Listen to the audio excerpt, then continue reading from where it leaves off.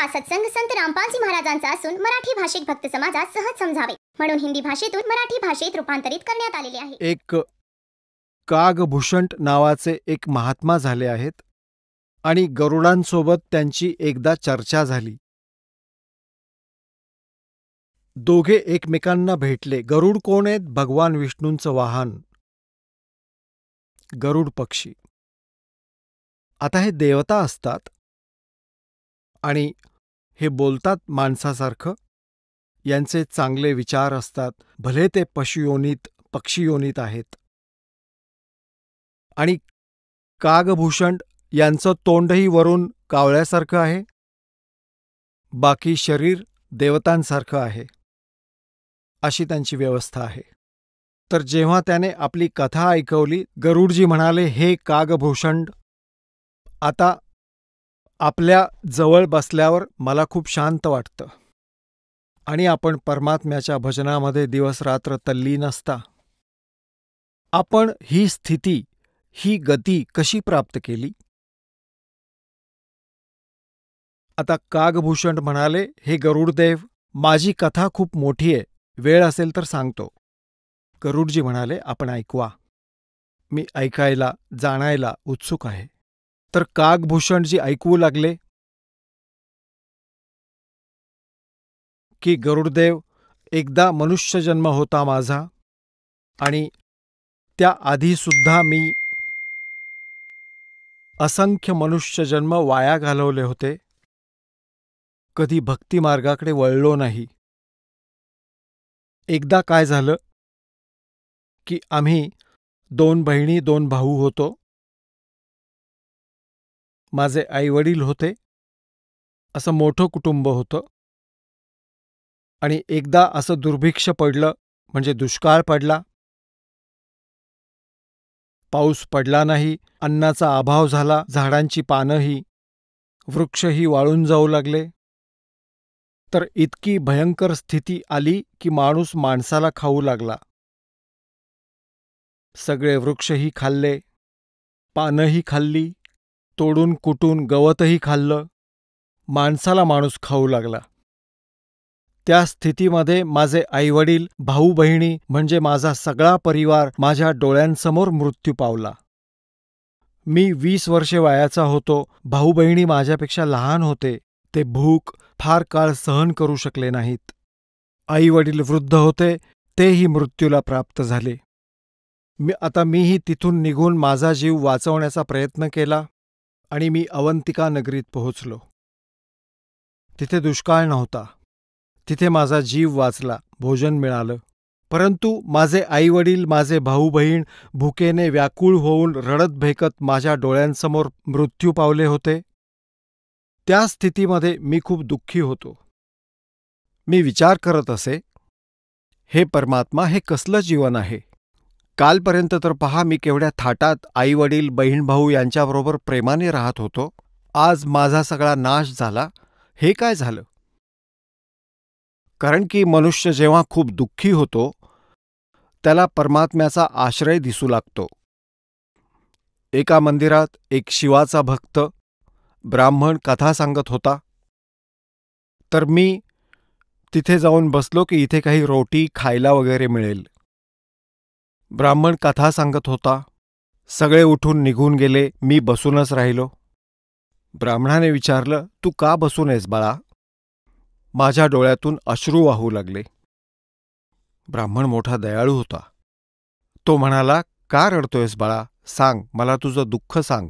मी त्याला सगळी कहाणी सांगितली. तो म्हणाला, बाळा, तू मला मुलासारखा आहेस. माझ्याजवळ राहा, या मंदिरात सेवा कर, रोटी खा, चिंता करू नकोस बाळा. इथे न जाणे कशा कशा आपत्ती येतात, मनुष्यांवर येतात. तुझे जे संस्कार होते त्यांची एवढीच वेळ होती. खूप संतुष्ट मला केलं. मी तिथे राहू लागलो. आता तो विप्र दररोज भगवंताची कथा सांगत असे आणि मला म्हणत असे, मुला, दीक्षा घे, भक्ती कर. पण माझ्या मनाला कधीच वाटलं नाही की दीक्षा घ्यावी. मी ते टाळत असे, म्हणत असे की नंतर पाहू. आता कागभूषणजी सांगतायत गरुडजींना की असेच 6 महिने निघून गेले. रोज कथा ऐकत असे. बसून राहत असे, पण मनात कधी येतच नसे की अनुग्रह घ्यावा, दीक्षा घ्यावी. 6 महिन्यांपर्यंत मी जेव्हा कथा ऐकत राहिलो आणि ते पण मला रोज किंवा 2-3 दिवसांनी म्हणत असत की बाळा, हे पहा, मनुष्य जन्म परमात्म्याची भक्ती करण्यासाठी मिळाला आहे. ह्याशिवाय हे जीवन पशुसमान आहे. आणि पहा इथे काय काय घटना घडतायत. हा खोटा संसार आहे. जेव्हा की मला एवढी जखम झाली होती, मी इतका पापी होतो, असं सांगत होता कागभूषण, की मी एवढा निकम्मा माणूस होतो की मी असंख्य मनुष्यजन्म वाया घालवले होते. आणि 6 महिन्यांपर्यंत रोज सत्संग ऐकल्यावर तेव्हा माझ्या आत्म्यात थोडीशी जागा निर्माण झाली की दीक्षा घ्यावी. 6 महिन्यांनंतर मी दीक्षा घेतली. मग कारण की ही पूर्वीची जी पापं आहेत ती कुठे ना कुठे डोकं वर काढतातच.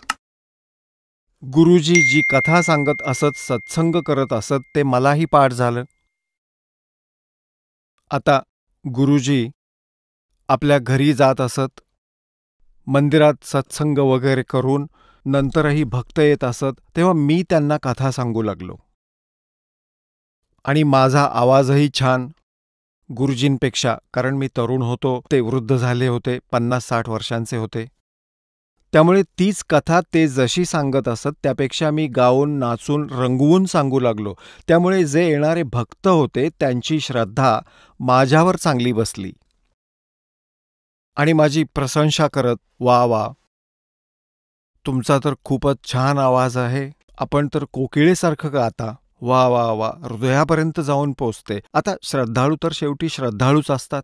रामाची कथा कोणीही सांगितली तरी छानच वाटते, आणि जर कोणी गाऊन ढोलकी वाजवून सांगितली की जास्तच आवडते, कारण कान हे इंद्रिय प्रबळ आहे. पुण्यात्म्यांनो, अशा प्रकारे हा जीव मार खातो. आता पुण्यात्म्यांनो, जसं काही भक्त अज्ञानामुळे असं म्हणतात, जसं या दासाने पूर्वी पाहिलं आहे, हे कबीरपंथी विशेषतः काय करतात, एक तारा घेऊन गातात परमात्म्याच्या वाणीला शब्दांमध्ये, आणि मोठ्या सुरेलपणे गातात, मोठ्या लयीत गातात. कोणी तर फिल्मी गाण्यांच्या चालीवर तबला वगैरे वाजवून परमात्म्याची वाणी ऐकवतात. आणि मग काय म्हणतात, भाई तुझा आवाज खूप चांगला आहे, तू ऐकव.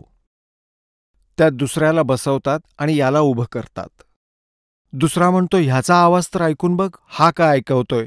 मग तिसऱ्याला उभं करतात, वा भाई वा, याचा तर खूपच छान आवाज आहे, तू ऐकव. आता इथे परमात्मा म्हणतायत, हे जे दारुडे असतात ना, दारुडे, ते करतात अशा गोष्टी. याचा आवाज चांगला आहे, याचा आवाज वाईट आहे, असं काय असतं का? आता जसं एखाद्याकडे चोरी झाली आणि एका व्यक्तीने येऊन सांगितलं की भाई, तुमच्या घरी चोरी झाली आहे. जर त्याने काही भांग किंवा दारू प्यायली नसेल तर एवढं सांगणं पुरेसं आहे. पण जर का त्याने केले असेल नशा आणि त्याला कोणी सांगितलं की तुमच्या घरी चोरी झालीये, तर तो काय म्हणेल, चोरी झाली भाऊ तुमच्या घरी. मग यावर तो काय म्हणेल, असं नको, गाऊन सांग. तर ते काय चांगलं वाटेल? तुमच्याकडे चोरी झाली, तर ही गोष्ट सांगतानाही चांगली वाटत नाही. आणि मग तो म्हणणार की वा वा वा वा, याने छान सांगितलं. आणि दुसरा कोणी असाच, कारण दारुडाच असं गाऊ शकतो आणि दारुडाच असं बोलू शकतो, तर दुसरा दारुडा मग आणखीन चांगल्या लयीत गाऊन दाखवतो, तुमच्याकडे चोरी झाली, वा वा वा, सुंदर सुंदर, काय छान गायला हा. अरे मूर्खा, तुला एवढं काय त्याचं, कोणी कुठल्याही भाषेत सांगेल की तुझ्या घरी चोरी झालीये. हे ऐकल्यावर कोणीतरी ताबडतोब उठेल आणि जाऊन पाहेल की किती नुकसान झालंय. आणि हे मात्र म्हणतायत की ह्याचा आवाज चांगला आहे, ह्याचा आवाज नाहीये. आता हे दोघेही दारुडे आहेत, म्हणजे अज्ञानी आहेत, मूर्ख आहेत. अरे एवढीशी गोष्ट परमात्मा म्हणतायत, कोट जन्म तन पर मत हो गया, कुछ ना हाथ लगा रे, और कुकर सुकर खरबा बोरे, कौआ हंस बुगारे. कोट जन्म तू राजा की ना मिटी न मन की आशा, और भिक्षकों के दर दर घुम्या, ये मिला ना निर्गुण रासा. जसं एका भगिनीचा एकुलता एक मुलगा मेला आणि ती अशी रडत रडत पद्यभागासारखी बोलत होती, अरे बाळा, आता माझं कसं होणार. तर ती गात नव्हती, ती रडत होती. तर संतांनी ही जी वचनं सांगितली आहेत ती आमच्यासाठी अशासाठी बनवली आहेत की माणूस जेव्हा रडत रडत गातो तेव्हा त्याचा परिणाम वेगळा होतो. आणि ते सिंपल वेने सुद्धा सांगता येतं कि यूं सौदा फिर नाही संतो, ये सौदा फिर नाही, ये लोहे जैसा ताव जाते काया देश राही. 3 लोक और भवन चतुर्दश सब जग सौदे आही, और दुगने तिगने किए चौगने किन्हु मूल गवाई. मग काय सांगतायत की यो दम टूटे पिंडा फूटे लेखा दरगाह माही, उस दरगाह में मार पड़ेगी तेरी जम पकड़ेंगे बाही. मग काय सांगतायत की बांध पिंजड़ी आगे धर लिया मरघट को ले जाही, अग्नि लगा दिया जद लंबा फूक दिया उस ठाई. मग पुढे काय सांगतायत की फिर पीछे तू पशुआ की जे गद्दा बैल बनाई, ये 56 भोग कहा मन बोरे कि ते कुरडी चरणे जाई. आता पुण्यात्म्यांनो, हा काय गाणं ऐकवण्याचा विषय आहे का? हे तर गाणं रडण्यासारखं आहे. जसं मुलांना पहिल्या इयत्तेत शिकवतात अननसाचा आ आईचा, तर हे तर पहिलीतल्या मुलांना अशा आवाजात शिकवलं जातं. तिथे आवाजाला महत्त्व नाही, अक्षराशी संबंध आहे. आ से आंबा, आंबा कसा असतो ते आ अक्षर कसं आहे. तर ही व्यवस्था जे गाण्यामध्ये सुरामध्ये पाहून जे करतात तर ते मूर्ख किंवा भोळे आत्मे असतात ज्यांना अध्यात्म मार्गाचं ज्ञान नसतं.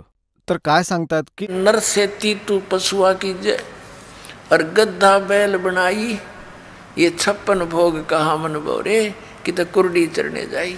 सांगा आता, ही काय गाण्यासारखी गोष्ट आहे? ही तर रडण्यासारखी गोष्ट आहे की मनुष्य जन्म संपला, भक्ती केली नाही तर गाढव बैल बनावा लागेल.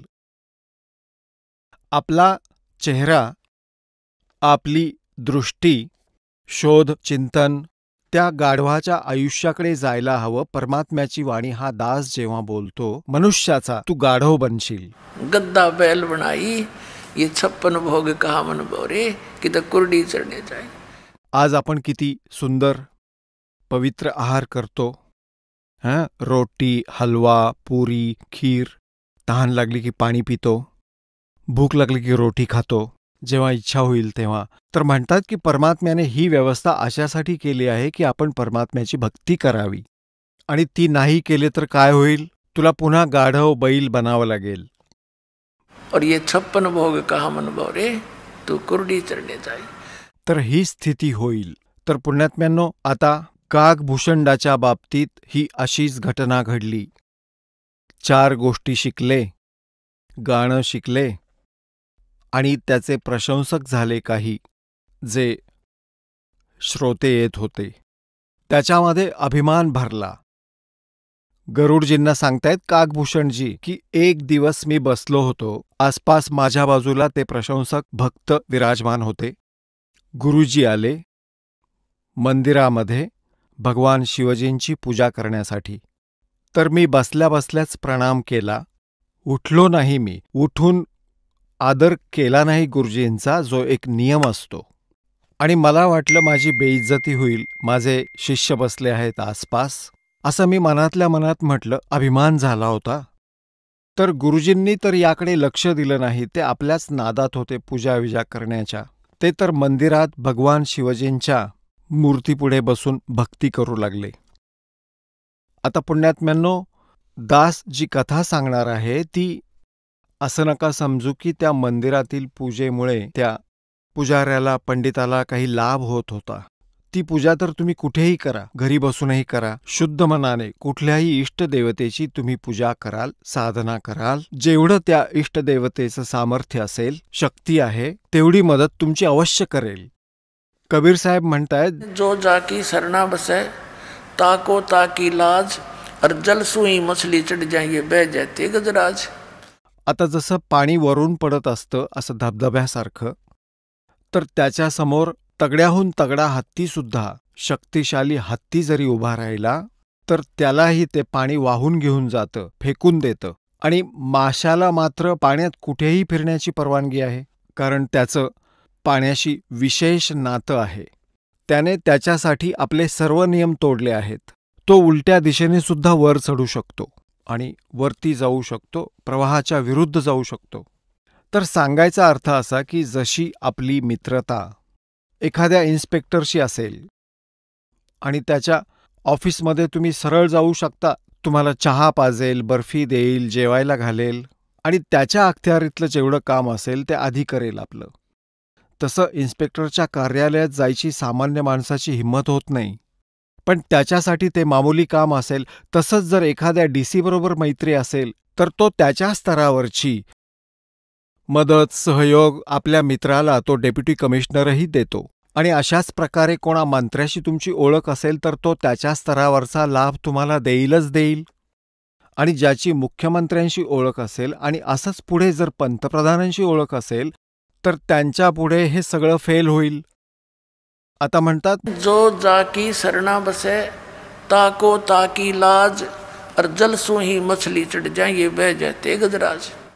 तर भगवान शिवजींची साधना करत होता, सच्च्या मनाने करत होता. भगवान शिव ही काही साधी आसामी नाही, एक विभागीय मंत्री आहेत ह्या 3 लोकांमधील काळाच्या या ब्रह्मांडामध्ये. आता जेव्हा ते हे पुण्यात्म्यांनो, ह्या संकल्पना बरोबरच अशासाठी स्पष्ट कराव्या लागतात कारण तुमच्या मनात ते जुनं पुराणं ज्ञान साचून राहिलेलं आहे, गळ्यापर्यंत भरून ठेवलेलं आहे. आता ते सगळं काढायला हवं. रेघा मार मारून, कोपरान कोपरा घासून, कुठे पेंट ठीक नसेल. एखादा पेंटर जो असतो तो घासून पुसून नीट सावधपणे लावतो सगळीकडे. कुठे गंज राहिला तर तो टिकू देणार नाही, त्याला लावला तर खराब होऊन जाईल. जेव्हा तो पुजारी, पंडितजी, ब्राह्मण भगवान शिवजींच्या पूजेत तल्लीन झाला, आकाशवाणी झाली भगवान शिवजींची त्या मंदिरामध्ये की अरे धूर्त कागभूषण, तुला 1,00,000 वर्षांपर्यंत नरकात टाकेन.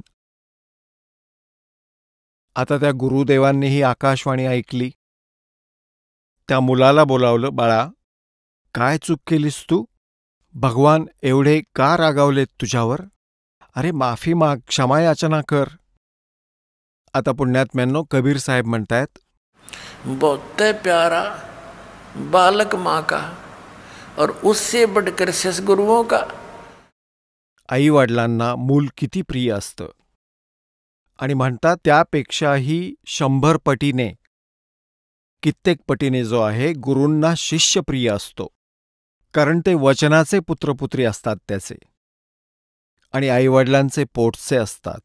तर तो त्यांना आपलं मानतो ज्या दिवसापासून त्यांनी आश्रय घेतला, अनुग्रह घेतला. आणि त्या दिवसापासून ते आपल्या शिष्याच्या कल्याणाचा हर प्रकारे विचार करतात. तर त्या गुरुदेवांनी सांगितलं, हे परमात्मा, हे भगवान, बालक भोळा होता, काही चूक झाली असेल तर माफ करा. म्हणतात 1 प्रहरपर्यंत, म्हणजे जवळजवळ 4 तासांपर्यंत, 1 प्रहरापर्यंत उभे राहिले. 4 तासांचा 1 प्रहर असतो.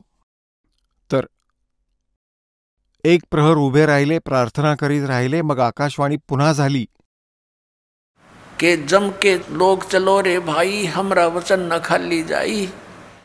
आकाशवाणीत सांगितलं की जर तू आपल्या गुरुजींचा आदर ठेवू शकत नाहीस आणि माझी भक्ती करतो आहेस तर माझा काय आदर ठेवणार तू? माझ्याशी तू असाच वागशील. जेव्हा पुण्यात्म्यांनो, एक नियम आहे मालिकचा.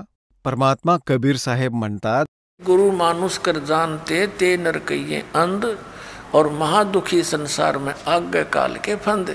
कबीर साहेब म्हणतायत, मम संत मुझे जान मेरा ही स्वरूपम. आता जसा हा दास आहे आणि परमात्मा कबीरजींनी पाठवलेला त्यांचा प्रतिनिधी समजा, त्यांचा दास आहे. आपल्याला या दासाला ॲज अ कबीर परमेश्वर ट्रीट करावं लागेल जेव्हा तो राजी होईल, जेव्हा तो प्रसन्न होईल. कारण ते भगवान अशी दृष्टी ठेवतात की आज जसा व्यवहार हा मी पाठवलेल्या संताबरोबर करतो आहे आणि मी त्याच्या जागी असतो तर माझ्याशीही तो असाच वागला असता. तर का सांगतायत? गुरु गोविंद कर जानियो, रहियो शब्द समाए, मिले तो दंडवत बंदगी, नहीं पल पल ध्यान लगावे. गुरुला परमात्मा जाणून आपलं जीवन सफल करा आणि मिले जो दंडवत बंदगी नाही तो चिंतन खूप करे. तर काय सांगतायत की जसं एखाद्या गणितातला प्रश्न असतो, जसा एक गणितातील प्रश्न असतो, त्यात की एक मूळधन माहिती करून घ्यायचं असतं आणि ते मूळधन करोडोंच्या राशीमध्ये असतं. त्या ऋणच्या त्या सवालात प्रश्नात मूळधन काढायचं असतं. तर समजायचं असतं त्यात की समजा मूळधन 100 रुपयांचं आहे आणि मूळधन 100 रुपये मानल्याशिवाय ओरिजिनल मूळ राशी काढता येत नाही. म्हणजे तो प्रॉब्लेम सॉल्व्ह होत नाही, तो प्रश्न सोडवता येत नाही. त्यासाठी मानावं लागतं की समजा मूळधन 100 रुपये. ते 100 रुपये मूळधन खरं तर नसतं, पण त्याच्याशिवाय मूळधन काढताच येत नाही, कधीच नाही. तर म्हणून हा दास गॉड नाहीये, पण आपल्याला तसं मानून रिहर्सल करावी लागेल की माना गुरुजींना गॉड. हे समजून घ्या पुण्यात्म्यांनो.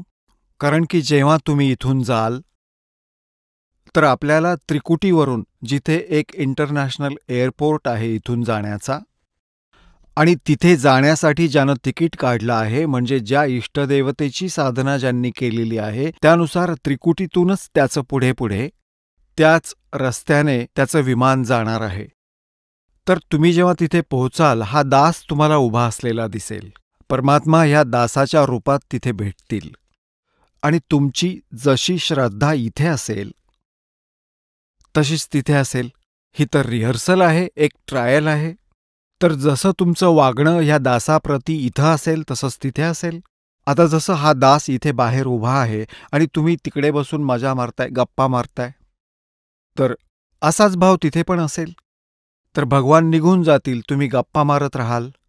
तर जेव्हा गुरुजी येतात तेव्हा तुम्ही पाहत असाल, मग ते कुठलेही गुरुजी असोत, नकलीसुद्धा, पण ते अशीच श्रद्धा ठेवतात, कारण तो त्यांचा स्वभावच आहे. एकटक दृष्टी ठेवतात जेव्हा ते डोळ्यांसमोर असतात. तर हा त्यांनी मागील जन्मापासून केलेला अभ्यास आहे, जे प्राणी मागच्या जन्मापासून भक्ती करत आले आहेत. तर हा नियम आहे, विधान आहे या भक्तीचं. तर तुम्ही इथे जसं प्रॅक्टिकल केलेलं असेल तसाच तिथेही तुमचा स्वभाव बनेल. तर म्हणूनच गुरुजींना ॲज अ गॉड ट्रीट करून त्यांच्याबरोबर तसा व्यवहार करावा. गुरु के सम्मुख वचन नहीं कहे, सो से रहणी गहनी सुख दे. तर अशा प्रकारचा नियम आहे. गुरु सुमुख ले झूठ सजोई, निश्चय नरक पडे से सो. तर अशा प्रकारचे परमात्म्याने जे फाऊल पॉइंट सांगितले आहेत, त्या फाऊल पॉइंटपासून सावध राहा. आता कागभूषणजींना आकाशवाणीतून भगवान शिवजींनी सांगितलं की अरे निकम्मी माणसा, जेव्हा तू आपल्या गुरुचा आदर करू शकत नाहीस, तर माझा काय करणार तू, आणि मग तुला नरकातच टाकणार. तर संत असे दयाळू असतात.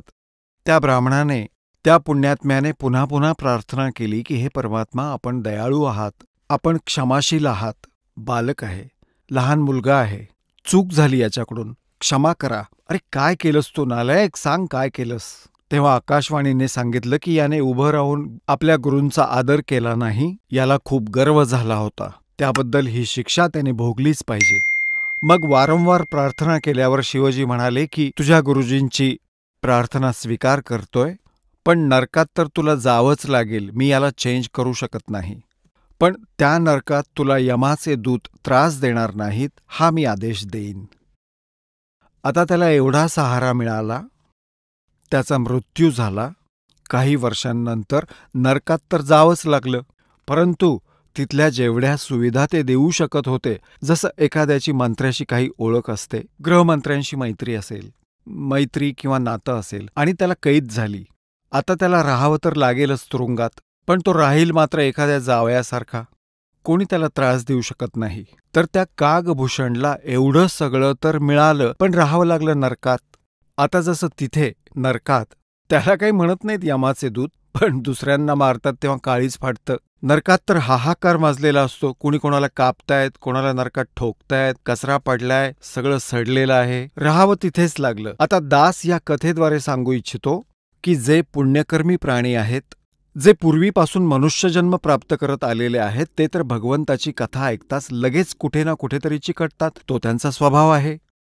जसं दिव्यावरती पतंग, इच्छा नसली तरी जाऊन पडतो, मग तो जळणारच असतो. परंतु त्याचा स्वभाव आहे, तो त्याला शीतल आणि चांगली वस्तू समजून जातो. तर जेवढेही हे पुण्यकर्मी प्राणी होते, हे नकली संत काळाच्या दूतांना एक परमसंत धनी समजून ते दिव्यावरती जाऊन चिकटले आणि 100 वर्ष राहिले तिथे. काही मनात आलं नाही त्यांच्या की हा नकली माणूस आहे. त्यांना कख नाही माहिती, ना सतनामाचं, ना सतलोकाचं, ना सचखंडाचं. आणि तुम्ही भूत बनून राहिलात, ती पुस्तकं वाचत बसलात श्रद्धेने की ते गुरुजींनी लिहिलंय ते बरोबरच असेल. पहा, भक्ताची श्रद्धा अशीच असते आणि असलीच पाहिजे. ब्लाइंड फेथ आहे. परंतु ह्या नकली लोकांनी त्याचा गैरफायदा घेतला. त्यांच्या त्या श्रद्धेचा त्यांनी दुरुपयोग केला आणि त्यांचा नाश केला. तर ह्या कारणामुळे हा दास जे सांगू इच्छित आहे या कथेच्या माध्यमातून, मागील जन्मातून जे पुण्यकर्मी प्राणी मनुष्य जन्मातून आलेले आहेत, ते कुठे ना कुठे कुठली ना कुठली साधना स्वीकारलेले आहेत आणि शांतपणे ते करत असतात. वाटतं त्यांना की ही भगवंताची साधना मी करतोय आणि करायला हवी. परंतु शास्त्रविधींचा त्याग करून केलेलं मनमानी आचरण युजलेस आहे.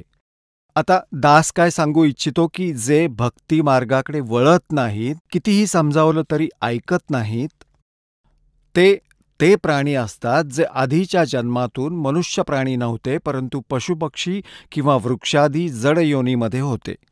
तर हा कागभूषण सांगतोय आपलं वास्तव की मागच्या जन्मातील न जाणो कितीतरी मनुष्य जन्म मी वाया घालवले, बर्बाद केले, हाती नाही लागले. आणि एका जन्मापासून मी सुरुवात केली. माझ्या आयुष्यात एवढी भयंकर घटना घडली तरीसुद्धा या नीचाचं मन मऊ पडलं नाही. आणि 6 महिन्यांपर्यंत गुरुजींची वाणी ऐकत राहिलो, पण दीक्षा घेण्याची इच्छा मात्र मनात झालीच नाही. आणि भक्ती मार्गाकडे वळलो तर हा वेडेपणा केला.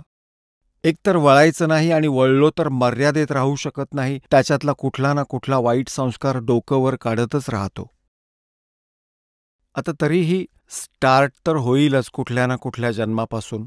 आता दासाचा सांगण्याचा भावार्थ असा आहे की जर तुमचा कोणी भाऊ बहीण असतील आणि ते दीक्षा घेऊ इच्छित नसतील तर सत्संगाच्या वेळी आम्ही अलाउड केलेलं आहे. उपदेश घेतलेला नसेल तरी सुद्धा ते आश्रमात येऊ शकतात आणि 3-4 दिवस सत्संग ऐकू शकतात.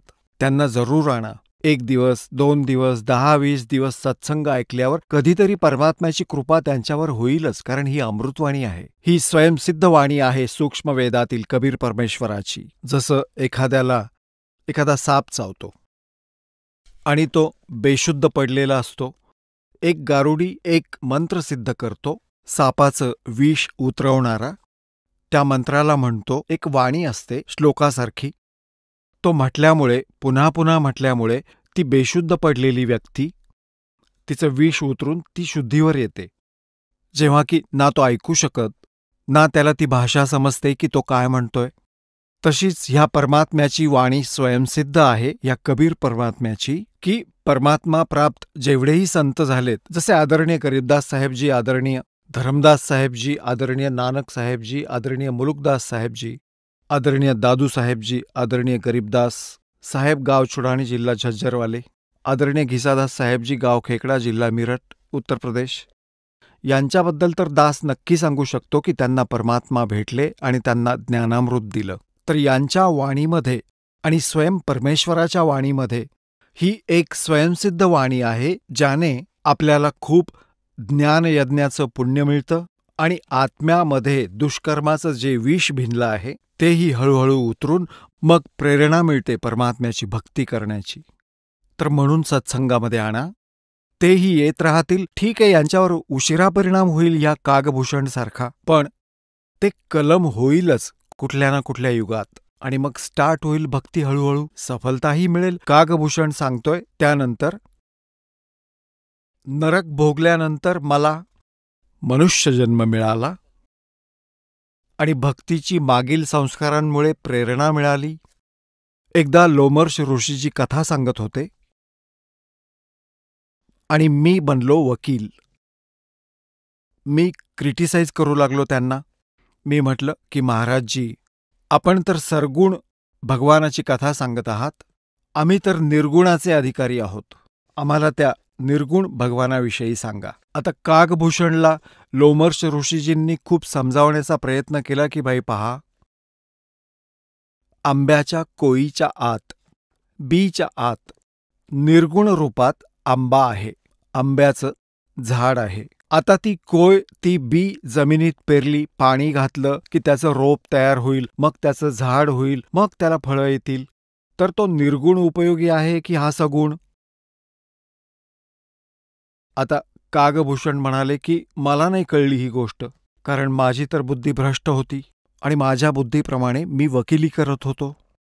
थोडंफार ज्ञान कुठून ऐकून, कारण की ज्याला मनुष्य जन्मानंतर पुन्हा मनुष्य जन्म प्राप्त आहे तो प्राणी अवश्य भक्तीसाठी भटकत असतो. जसं त्याने ज्ञान कुठून कुठून ऐकलंय ते मग तो वक्ता झाला होता. तेव्हा लोमर्ष ऋषींनी 2-3 प्रमाणं अजून दिली. म्हटलं भाई, म्हणतायत शिव की जटा में थी गंगा भाई और भागीरथ ने गुप्त वस्तू प्रकट दिखलाई. म्हणजे इथे प्रकट केली. ती निर्गुण आपल्याला दिसत नाही, ती एका जागी थांबलेली होती, आपल्याला तिचा काही उपयोग होत नव्हता. आणि जेव्हा गंगा इथे आली आमच्यासाठी तर ती गुण झाली. तर असं समजा, तो काय सांगू इच्छित होता तो लोमर्ष ऋषी? परमात्मा वरती निराकार असतात आणि इथे खाली जेव्हा राम आणि श्रीकृष्णाच्या रूपात येतात तेव्हा सगुण असतात, असं सांगत होता. यांची तेवढीच पोच आहे. तेव्हा त्याने काय सांगितलं कागभूषणने, की आपण तर असंच सांगताय, असंच काहीतरी उटपटांग सांगताय. तर लोमर्ष ऋषींनी त्याला शाप दिला, अरे चांडाळा, तू ना ज्ञान ऐकतोयस ना ऐकू देतोयस, तू चांडाळाच्या जन्माला येशील. आता कागभूषण सांगतोय की मला पूर्वीची गोष्ट आठवली, की मी चूक केलीय, मला राग नाही आला आणि एवढंसं तोंड करून बसलो, हे भगवान खूप चूक झाली, मी वाद घातला आणि प्रभू तुमचं वचन शिरोधार्य आहे. मला कुठलाही जन्म द्या, चांडाळाचा द्या किंवा अन्य कोणाच्या घरात द्या ऋषीवर, पण एक आशीर्वाद द्या ह्या दासाला की मला भगवंताचा कधीही विसर पडू नये. आता लोमर्ष ऋषी शांत झाले. ठीक आहे, लहान आहे, वाद घातला, मीही उगाच शाप दिला. तेव्हा ते म्हणाले, ठीक आहे बेटा, तुला भगवंताची सदैव आठवण राहील. तर कागभूषण सांगतोय की मग माझा जन्म झाला ब्रह्माची पत्नी, तिचं हंस वाहन आहे. आपल्या हंसिणीला घेऊन ती एका काकचंडाच्या घरी गेली, म्हणजे गर्भधारणेसाठी. तेव्हा त्यांच्या संयोगाने हंसिणी आणि काकचंड म्हणजे कावळा यांच्या संयोगातून माझा जन्म झाला. तर माझं बाकीचं शरीर देवतेसारखं, मुख मात्र कावळ्याप्रमाणे आहे, पण बोलतो माणसासारखं.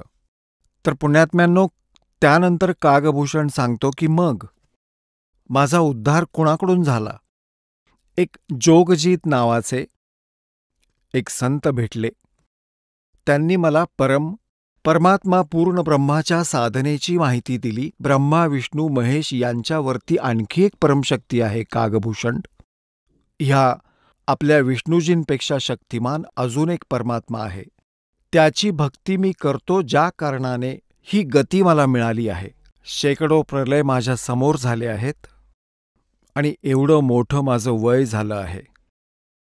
आता काय सांगतायत? बुझे गरुड़ भूषण बियाना, मोसे कहो भेद विधि नाना, वचन सुशील दृष्टि अनुरागी, देवता की दे मुख द्वार मुख कागा. आता कागभूषणजींना गरुडजी सांगताय, मधुकर बहन सुनंत हो शांति, कहो भूषण मुझिया की उत्पाती, श्रवण सुमृत वचन उमेदा, दाम रसायन सब तन बेदा, परम भेद कहो बहुभांति, मिटे हमारे मन की कांति, कौन देश को नगर निधाना, कहो भूषण आदि परवाना, कौन पिता को जननी जाम्या, कौन कुली कौन वंश बखाना, अवरण वरण कला परवेसा, तुम्हारी महिमा कर है शेषा, जल स्वरूप कुछ तरंग न तेजम, इंद्री जीत चढ़े मन से जम, ब्रह्म निरूपण निर्गुण भेखा, कहो भूषण मोहि आद संदेशा, कहे भूषण तुम सुनो खगेसा, तो से भेद कहूँ परवेसा, शंख कल्प जुग गए बिहाई, पूर्व जन्म की कथा सुनाई।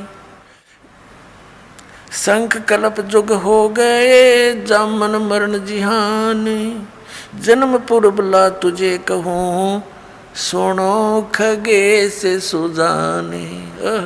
गरुडजींना कागभूषण सांगतायत, हैं कह भूषण सुनो खगेसा, अर्थों से भेद कहूँ परवेसा। शंख कल्प युग गए बिहाई, शंख कल्प तबन बर्बाद कर दिए और पूर्व जन्म की कथा सुनाई।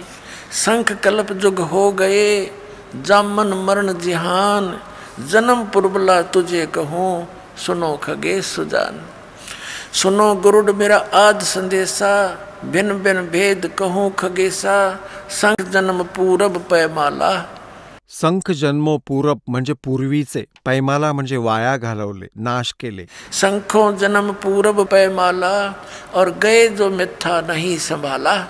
ते तर मिथ्या गेले, मी सांभाळू शकलो नाही, म्हणजे भक्तीची सुरुवात केली नाही, स्टार्ट नाही केली। अवधपुरी एक नगर निधाना, जहाँ अवतार धरे मोरे प्राणा। 20 वर्ष की उम्र पुनीता, और मात पिता भय काल समीपा। मी 20 वर्षांचा होतो, माझे आईवडील आणि सर्व परिवार ह्या काळाने ग्रासून घेतले, म्हणजे ते वारले। पड़ा काल दुर्भक्ष ताही, और पृथ्वी डोल गई रे बाई। इतका भयंकर दुष्काळ पडला होता की पृथ्वी ही कापू लागली होती, असा हाहाकार माजला होता। पड़ा काल दुर्भिक्ष अपारा, मनुष्य मनुष्य का करे आहारा, अन्न का नहीं आहार प्राणी, पड़ा काल दुर्भिक्ष समानी। अवधपुरी हम तजी खगेसा, ताई आए हम मालू देसा। पूरी अवंती लीना बासा, जावा नहीं अन्न की त्रासा, अन्न तो वहाँ पेट भर खाया, कह भूषण सुनो खगराया। पंडित एक अवंती माही, कथा करण नित शिव द्वारे जाही। 6 मास हम संगति की नी, बौर तास की दीक्षा लेनी। टहल करत शिव पंडित केरी, गुरु चेले का भाव गनेरी। स्वामी करण गए स्नाना, और पूजा अर्पण धूप दयाना। शिव पूजा पंडित अर्थावे, बेल पत्तर धर लिंग बनावे। शिव पूजा पंडित करे जहाँ हम लिया निवास, और गुरु दीक्षा मन मैं करी मिटी खगेश प्यास। तन मन अर्पे फेर माला, जाके ऊपर ईश दयाला। म्हणजे कागभूषणजी सांगत आहेत की ते पंडितजी आपल्या शिवभगवानांवरती एवढे समर्पित होते, ज्या कारणाने शिवजींचीही त्याच्यावर पूर्ण कृपा होती। पूजा करण दिवालय आए, ता हम बैठे दर्शन पाए। जहाँ शिव को मोह दिया सरापा, लाख वर्ष तुम जमपुरी राखा। पंडित सुना बचन शिव केरा, ओठ चरण लीन्या गुरु केरा। पंडित शिव का दान लगाया, कल्प करी बालक बोराया। हे रे बालक तू धर शिव का ध्याना, ताते बक्से तेरे प्राणा। तर पुण्यात्म्यांनो, आजचा जो सत्संग सुरू आहे, हा वर्तमानाचा समागम, याचा उद्देश काय आहे? परमात्मा सतलोकातून चालत येतात, आपल्या प्रिय आत्म्यांना भेटतात, जे परमात्म्यासाठी भटकत आहेत, आणि त्यांना मग तत्वज्ञान समजावून सतभक्ती, तो 2 अक्षरी मंत्र सतनाम देऊन त्यांचं कल्याण करतात। कागभूषणजी भक्ती देखील करत होते, ऋषी संतांचा उपदेश देखील घेत होते। तेव्हा परमात्मा म्हणाले, बाळा, ह्या साधनेने तुझा जन्म मृत्यू संपू शकत नाही, आणि पूर्ण सृष्टीची रचना ऐकवली।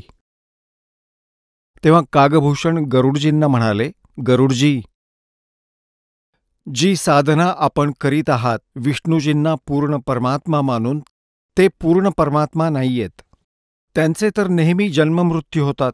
आता कागभूषणांकडून हे ज्ञान ऐकल्यावर गरुडजींचेही डोळे उघडले की खरंच यांचा जन्ममृत्यू होतो। आणि कागभूषणजी असं देखील म्हणाले की परमात्मा कबीरजी जे जोगजीतच्या रूपात त्यांना भेटले होते, की बेटा, हे ब्रह्मा विष्णू महेश तुझ्या प्रारब्धातल्या कोणत्याही कर्माला कमी किंवा जास्त करू शकत नाहीत, म्हणजे तुझा मृत्यू होणार असेल तर तो मृत्यू होईलच होईल, ते आयुर्मान वाढवू शकत नाहीत. गरुडजींच्या मनात आले की ही गोष्ट देखील खरी आहे. मग हे कसे काय भगवान? मग परमात्मा येऊन गरुडजींना देखील भेटले. जेव्हा ही चर्चा त्यांची झाली काही अन्य रूपात, तर गरुडजींना मग पुष्कळ ज्ञान समजावलं, त्यांना मंत्र दिले. प्राथमिक मंत्र देत असत परमात्मा आधी. तर आम्ही काय करत असू, जसे पहिले आपण परमात्म्याचे शिष्य खूप कमी असत, संसाराचे काळाचे पुजारी मात्र जास्त असत, नाम घेत असत, पहिले काही दिवस चांगली साधना करत असत, नंतर सोडून देत असत. परंतु तो दयाळू आहे. ह्या पीक टाईम मधील तुमच्यामधील भक्ती जिवंत ठेवण्यासाठी तो जागोजागी प्रकट होऊन किंवा एखाद्या संतास प्रेरणा देऊन किंवा स्वतः काही काळ राहून आमचे कर्म बनवत असत, ज्या कारणामुळे आमचे मनुष्यजन्म होत आलेले आहेत आणि आजपर्यंत भगवंताविषयी प्रेम आहे. आणि तो हेच इच्छित आहे परमात्मा, की जोपर्यंत हा प्राईम टाईम येईल मधल्या पिढीचा, आस्था टिकून राहील मनुष्यांमध्ये भगवंताविषयी. नाहीतर पुण्यात्म्यांनो, जर 100 वर्ष अजून उशीर झाला असता या काळासाठी जो आज चालू आहे, रामनाम तर या संपूर्ण भारतात राहिलं नसतं. खरं सांगतो तुम्हाला, भक्तीचा सगळा नाश झाला असता.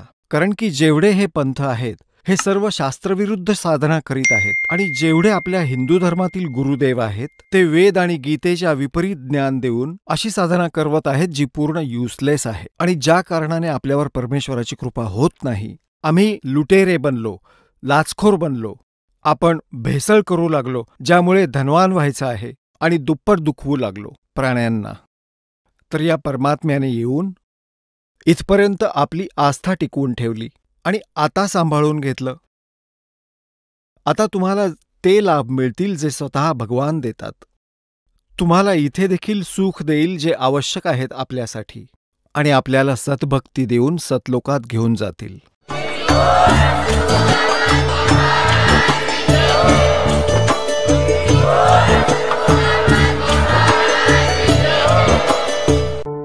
आपण ऐकत होता जगद्गुरु तत्वदर्शी संत रामपालजी महाराजांचे मंगल प्रवचन.